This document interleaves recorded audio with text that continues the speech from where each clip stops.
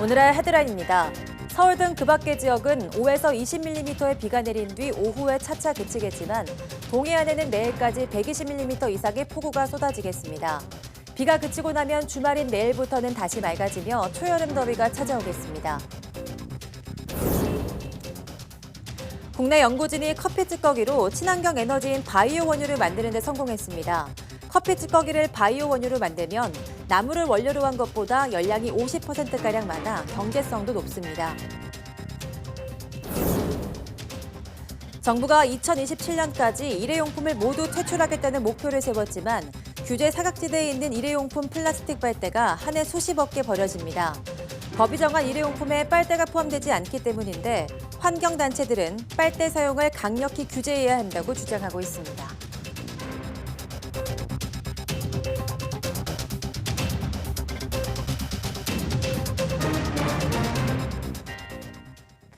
여러분 안녕하십니까? 6월 7일 사이언스 투데이입니다.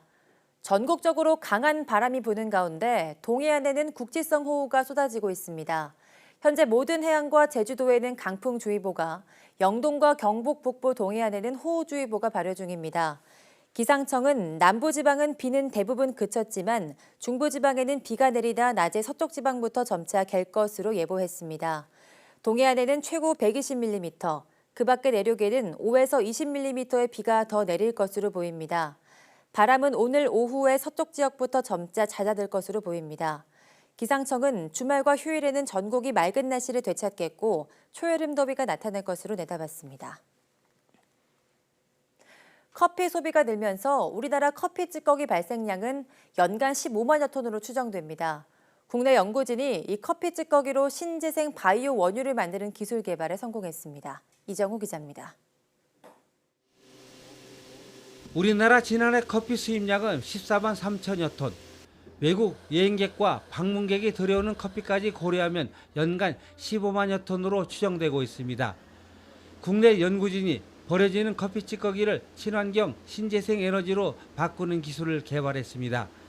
경사 하강식 급속 열분해 방식이라는 새로운 기술을 개발해서 반응기 최적을 줄이는 동시에 운전 경비를 절감할 수 있는 그런 경제적인 반응기를 개발한 것이 특징이라고 볼 수 있겠습니다. 진공 상태에서 커피 찌꺼기를 섭씨 500도까지 가열해 수증기처럼 증발시키는 급속 열분해 방식으로 바이오 원유를 만든 겁니다. 1시간에 200kg씩 하루에 커피숍 천여 곳에 커피 찌꺼기를 바이오 원유 2.5톤으로 변환시킬 수 있어 이미 기술이 상용화 수준입니다. 이렇게 만들어진 바이오 원유는 나무를 원료로 만든 원유보다 열량이 50%가량 많아 경제성도 뛰어납니다. 바이오 원유는 저장과 운반이 편리하고 환경 오염이 적어 신재생 에너지원으로 떠오르고 있습니다. 버려지는 폐기물을 이용을 해서 신재생 에너지를 공급하기 때문에 친환경적이고 에너지를 확보할 수 있는 그런 일석이조의 효과가 있습니다. 이 기술은 버려지는 커피콩을 에너지원으로 활용할 수 있어 생활 쓰레기 문제 해결과 신재생 에너지 확대에 도움을 줄 것으로 기대됩니다. YTN 이정우입니다. 우리나라의 1인당 플라스틱 사용량은 가히 세계 최고 수준입니다. 특히 일회용 플라스틱 빨대의 경우 한 해 수십억 개가 버려지지만 법에 정해진 일회용품이 아니어서 아무런 규제를 받지 않고 있습니다. 황선욱 기자가 보도합니다. 커피를 주문하자 빨대가 함께 나옵니다. 플라스틱이 아닌 종이로 만든 빨대입니다. 이 커피 전문점은 지난해 말 모든 매장에서 플라스틱 빨대를 없애고 종이 빨대나 빨대 없이 마실 수 있는 음료 뚜껑을 사용하고 있습니다. 하지만 국내에서는 아직 플라스틱 빨대를 제공해도 아무런 제재가 없습니다. 자원 재활용법이 정한 일회용품에서 빠져있기 때문입니다. 사용 억제, 무상 제공, 금지 대상이 아니다. 대부분 일반 폐기물로 버려지며 얼마만큼 생산, 수입되고 버려지는지 정확한 통계 자료조차 부재하여 2027년까지 일회용품을 모두 퇴출시키겠다는 게 정부 목표지만 구체적인 계획은 없습니다. 플라스틱 빨대가 규모면이나 가볍고 작다고 하지만 그래도 이 부분부터 작은 것부터 이렇게 바꾸는 게 좋을 것 같다는 생각이 들어요. 플라스틱 빨대는 환경오염은 물론 해양 생물에도 치명적인 위험이 될 수 있습니다. 이 때문에 영국은 내년까지 플라스틱 빨대를 전면 금지하기로 했고 미국, 프랑스, 대만 등도 규제를 서두르고 있습니다. 환경단체들은 정부가 자원재활용법 시행령 개정을 통해 플라스틱 빨대 사용을 강력히 규제해 줄 것을 촉구했습니다. YTN 황순욱입니다. 국내 연구진이 피부에 놓는 주사를 대신해 피부에 약물을 모아놓을 수 있는 장치를 만들고 여기에 빛을 쪼여 약물을 내보낼 수 있는 기술을 개발했습니다. 서울대와 단국대 연구팀은 밀봉한 여러 개의 약물 저장소를 피부에 이식한 뒤 근적외선을 쪼여 하나씩 약물을 내보내도록 하는 시스템을 구현하는 데 성공했습니다.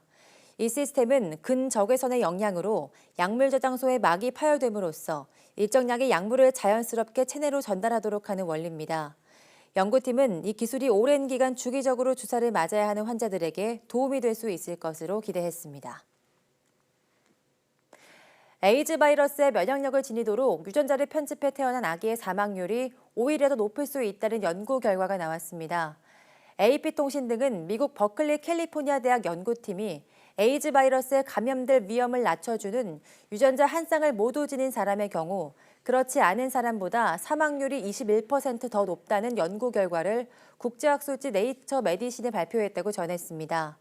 앞서 지난해 중국의 허젠쿠이 교수는 유전자를 편집해 에이즈 바이러스에 면역력을 지닌 아기를 탄생시켰다고 주장해 윤리 논란이 일었습니다. 현재 언론들은 이번 연구 결과가 허젠쿠이 교수의 주장에 대한 인간 수명 측에서 문제 제기한 것이라고 평가했습니다. 세계 최대 전자상거래 업체인 아마존의 CEO 제프 베이조스가 10년 안에 사람처럼 물건을 옮겨줄 수 있는 상업용 로봇이 나타날 것이라고 말했습니다. 베이조스는 아마존이 개최한 컨퍼런스에 참석해 로봇이 물건을 주게 하는 일은 해결하기 어려운 문제였다면서도 앞으로 10년 안에 이 일이 해결될 것으로 전망했습니다. 베이조스는 또 앞으로 10년 동안 머신러닝과 인공지능, 바이오테크에서 엄청난 진전이 있을 것으로 기대한다고 덧붙였습니다.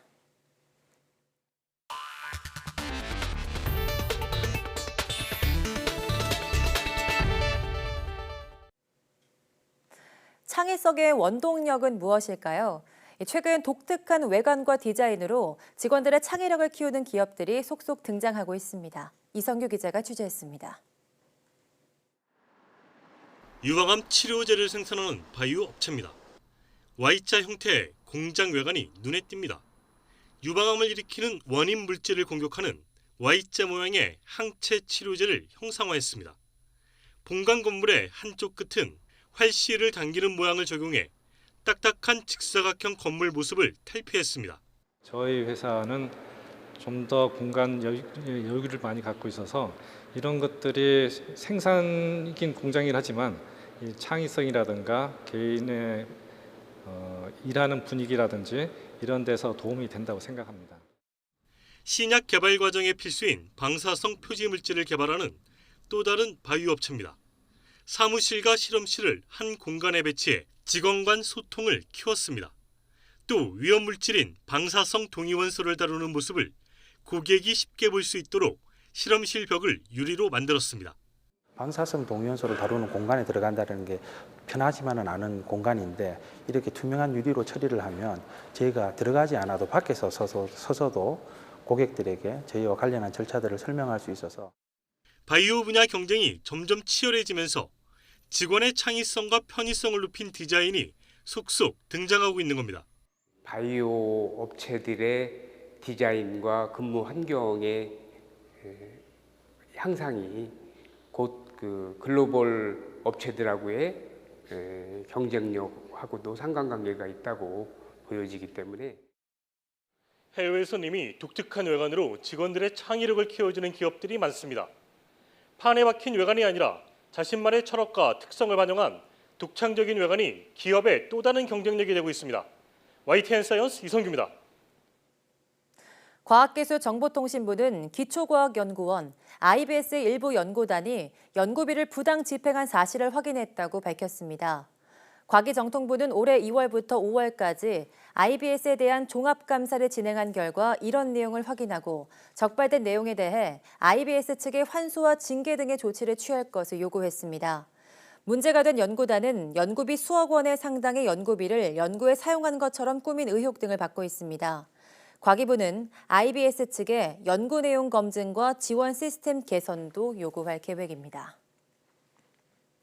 삼성전자가 야심차게 준비하다 출시를 전격 연기한 차세대 스마트폰 갤럭시 폴드 출시 일정을 쉽게 잡지 못하고 있습니다. 게다가 반도체 경기 악화로 인한 실적 부진과 미중 무역 갈등에 낀 난처한 상황까지 겹치면서 위기감이 확산하고 있습니다. 홍선기 기자가 보도합니다. 지난 4월 말 삼성전자는 갤럭시 폴드의 미국 출시를 사흘 앞두고 출시 연기를 전격 결정하면서 몇 주 안에 출시 일정을 재공지하겠다고 밝혔습니다. 당시에는 야심차게 준비한 차세대 스마트폰의 출시 연기로 체면을 구긴 삼성전자가 최대한 빨리 결함을 보완하고 출시할 것이라는 전망이 많았습니다. 하지만 6주가 지나도록 출시는커녕 출시 일정조차 다시 내놓지 못하고 있습니다. 이왕 출시 연기를 결정했으니 완벽하게 내놔야 한다는 입장이지만 일정이 마냥 늦어지는 데 대한 부담도 만만치 않습니다. 글로벌 시장에서의 기업 이미지나 신뢰도와 직결되기 때문입니다. 여기에다 글로벌 반도체 경기 하락으로 삼성전자의 실적은 지난 1분기 영업이익이 전년 대비 60%나 줄어들 정도로 악화했습니다. 그런데 하반기에는 나아질 것이라는 반도체 업황이 개선 기미를 보이지 않고 있습니다. 반도체 경기란 것은 기본적으로 4, 5년의 사이클을 가지고 있습니다.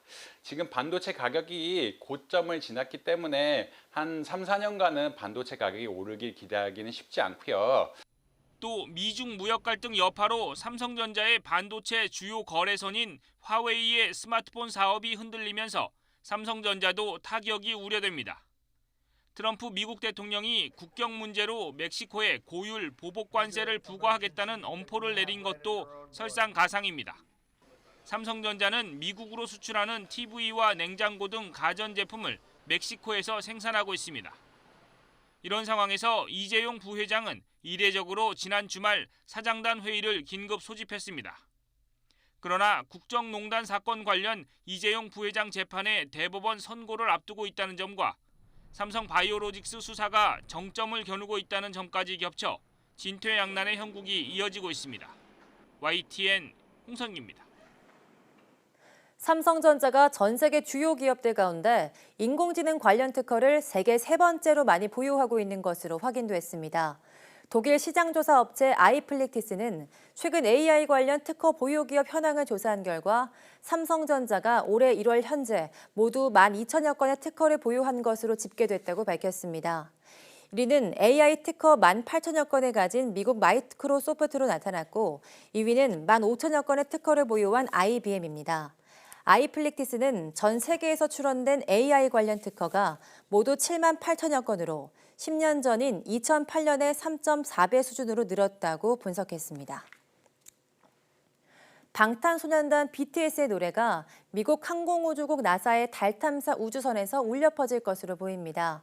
나사 존슨 우주센터는 공식 트위터 계정에 2024년 달 탐사 때 우주 비행사들이 방탄소년단 노래 문차일드와 소우주 134340을 들을 계획이라고 공지했습니다. 앞서 나사는 1969년 아폴로 11호의 달 착륙이 올해로 50주년 된 것을 기념해 2024년까지 달 탐사를 재개한다고 밝혔습니다.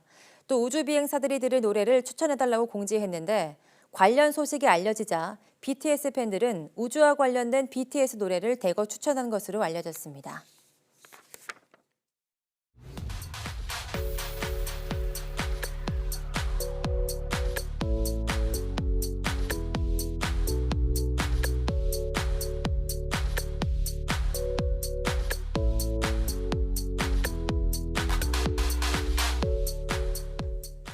네, 인간의 신체적 능력의 한계는 어디까지인가 밝혀낸 연구가 최근 공개됐습니다. 뛰어난 운동선수든 평범한 사람이든 한계는 똑같다고 하는데요.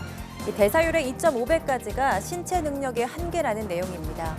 오늘 오후 사이언스 투데이에서는 취재기자와 함께 인간 신체 능력의 한계에 대해 자세히 알아보도록 하겠습니다. 모두 많은 시청 바랍니다. 함께해 주신 여러분 고맙습니다.